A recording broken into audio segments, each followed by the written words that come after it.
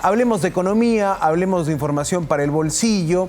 En el Congreso y en la Comisión de Economía avanza a buen paso el nuevo retiro de hasta 4 UITs de las cuentas de AFP, del sistema privado de pensiones. Hoy en la comisión estuvo un personaje protagónico del mundo de la economía en el Perú, de las finanzas en el Perú. Hablamos de Julio Velarde, presidente del Banco Central de Reserva. Previsible era que se muestre en contra de un nuevo retiro de las AFP y tuvo varios momentos. Un primer momento resumiendo su presentación, reiterando Julio Velarde ante los congresistas en esa comisión de que se estaba quitando el financiamiento de la vejez de muchos peruanos que son parte de este sistema. Insistía Julio Velarde que los sistemas de jubilación son precisamente para cuando el ciudadano llegue a la vejez y ya no pueda valerse de sus propios medios, tenga un fondo para esa etapa de la vida. Así lo dijo hoy el presidente del Banco Central de Reserva en la Comisión de Economía del Congreso. La verdad es que ninguna sociedad, si tiene recursos y tiene cierta sensibilidad, va a permitir que su gente anciana 85, 90 años esté sin ingreso, si tiene la capacidad de recursos para atender en parte al menos eso. Son fondos para la vejez, eso creo que se entienda. Estamos realmente matando la posibilidad de financiamiento de muchas personas de vejez.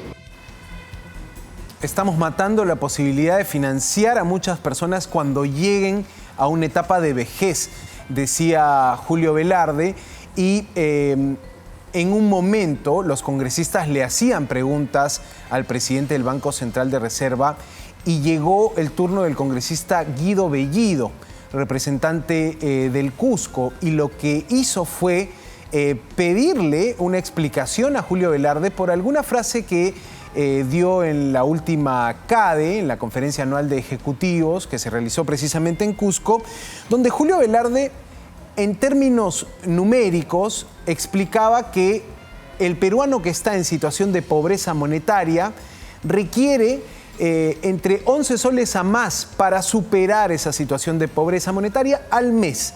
Es un tema de números, es un tema de ingresos. Sí. Julio Velarde lo quiso poner en términos de vender un emoliente más, vender un kilo de papa más, podría hacer que un peruano salga de ese bolsón de pobreza, pero el congresista Guido Bellido hoy le pidió cuentas por esa declaración. Vamos a ver este intercambio que hubo porque intentaron ambos personajes ser didácticos, ponerle énfasis a sus palabras, pero así quedó este cruce de palabras entre Velarde y Bellido.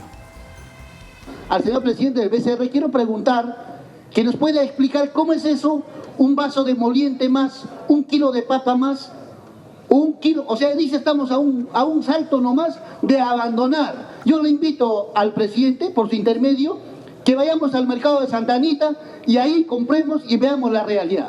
Es un indicador estadístico, nada más. Son números, puro número, que están al borde de la línea de pobreza, cerca del 3% de la población. Son números, son datos, no es opinión, son datos. Así de simple.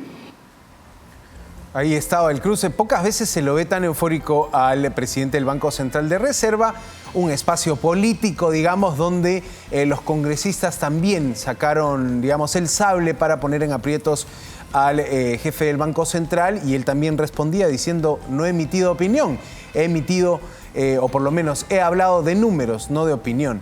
En medio de esta Comisión de Economía está todavía pendiente que se apruebe este nuevo retiro de fondos de la AFP.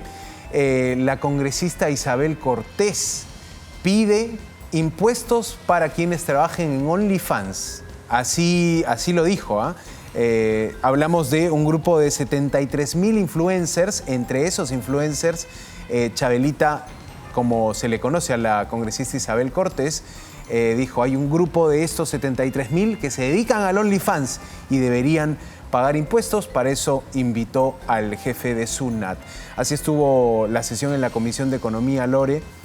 Vamos a ver finalmente en qué termina esto de las AFP, que recordemos, tiene un impacto entre el 20% de la población. ¿Debería eso salir, porque se entiende que se va a aprobar en Comisión de Economía, debería entrar al Pleno antes que se cierre la legislatura? Antes de fin de año debería lograrse que se apruebe. Ese es el propósito de algunos parlamentarios, sobre todo quienes están impulsando esto, el grupo político Podemos.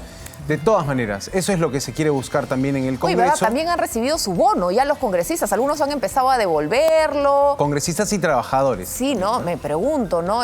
Claro, pero en el caso de los trabajadores uno puede entrar al debate sobre si corresponde, si son parte de los acuerdos sindicales, entras a toda otra línea. Pero los congresistas, ¿bono por qué? ¿Bono por qué? ¿No ganan ya bastante?